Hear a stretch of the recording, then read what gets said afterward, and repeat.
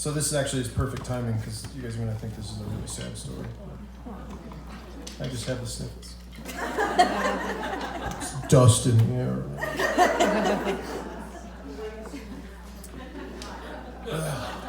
This place sucks.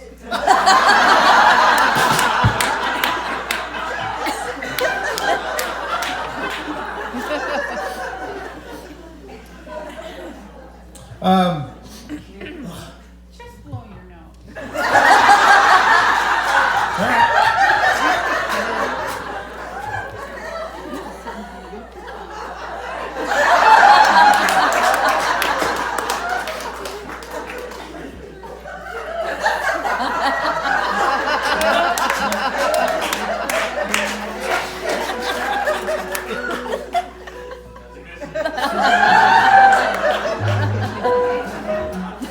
Jesus.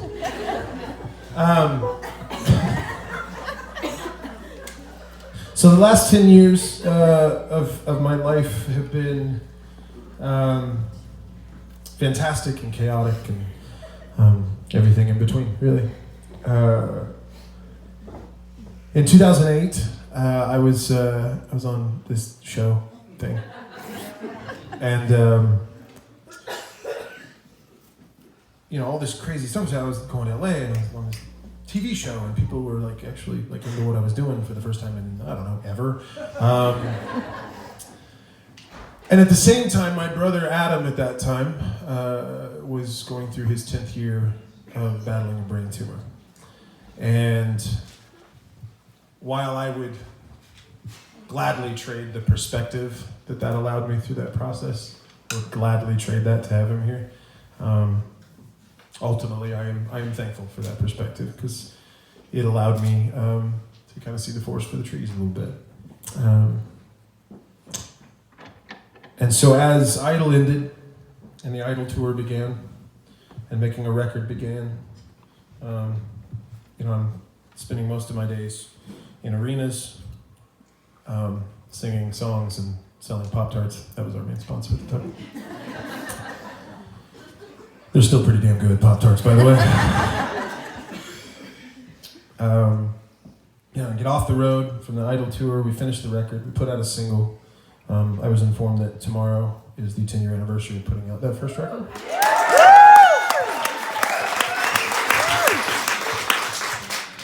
It's not pertinent to the story necessarily, just a nice little factoid.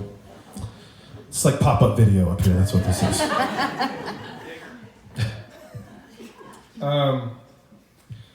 And so we put out the record, and then all of a sudden it's 2009, and it's time to go on the road.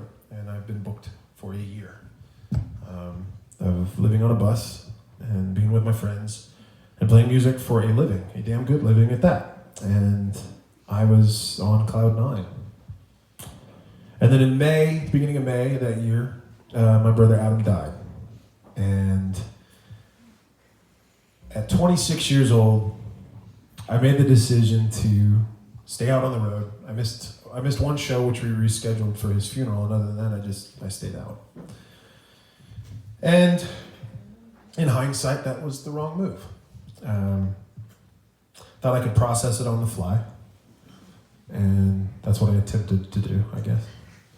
And I get off the road at the end of 2009, and it's immediately time to start writing another record. And so I go into these writing sessions with all these people who, I'm not going to tell you the names because it's obvious name dropping and it's a little ridiculous, but good people, good songwriters.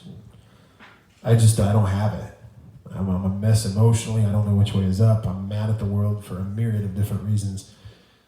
And for the first time in my life, I'd always used music as a therapist, really. I'd always kind of taken whatever negative energy, whatever teenage angst that I had, and I'd used it to write songs, and that was, cheaper than therapy. And now all of a sudden I couldn't do it, and I was scared. We spent about 7, 8, 9 months, somewhere around there, writing that record, that second record, This Loud Morning. And I think when all was said and done, we had about 86, 87 songs. Oh my God. Towards the end of that process, I sit in a room with my roommates at the time, my bandmates at the time, guys I'd known from before Idol, guys who are still friends of mine to this day, and decided I was like, I want this kind of song on the record. Let's see if we can write something in that sonic lane. And my buddy Andy starts playing his piano part. It's got really kind of haunting chord progression, and at the time I had no idea why, but I just felt like, okay, like I'm gonna attempt to like purge all this shit. So within about 30-45 minutes we have this song done. And I don't know if it's the best song I've ever written, but it is one of the most important for me. I've said this on stage a few times on this tour, but this song, looking back on it now at almost 36, this song saved my life. And I think it's because the people that were in the room with me when I wrote it, they gave of themselves without realizing they were giving of themselves. And the lesson that I'm taking away from that as I get older is that ultimately everybody here on stage with me, in the foyer with me,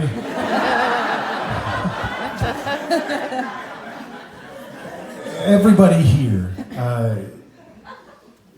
you mean so much more than you know to somebody, and you have no idea.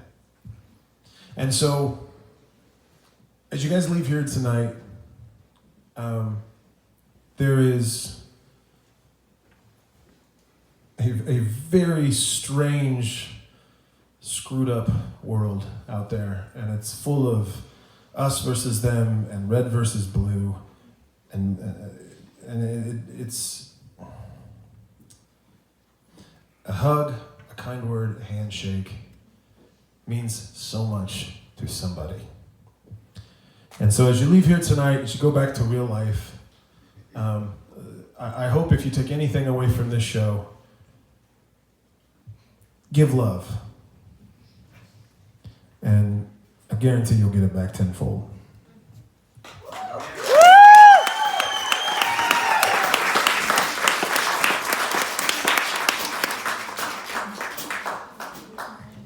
That's the end of my sermon. This is goodbye to the girl.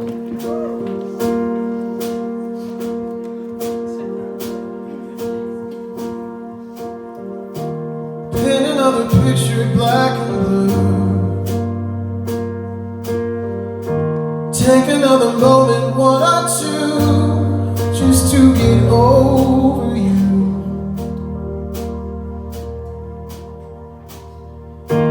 When did all the gold around us rust? Turning all the love we had to dust. It took the best of you. It took the best of you. Oh, I got nowhere to hide. Say my goodbye to the girl. I'm leaning on the edge. I'm jumping off the ledge. Take another picture of the wall. Just another moment, watch it fall into the ocean blue.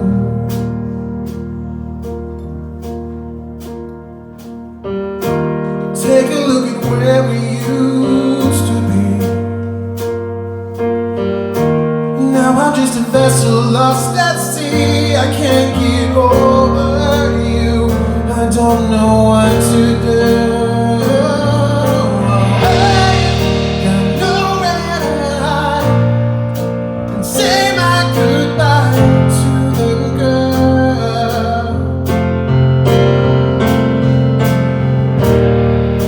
I'm leaning on the edge, jumping off the ledge, and watching the night do what the light never could.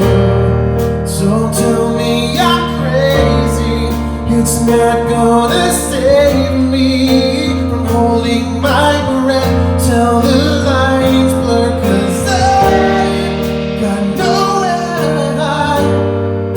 And say my goodbye to the girl.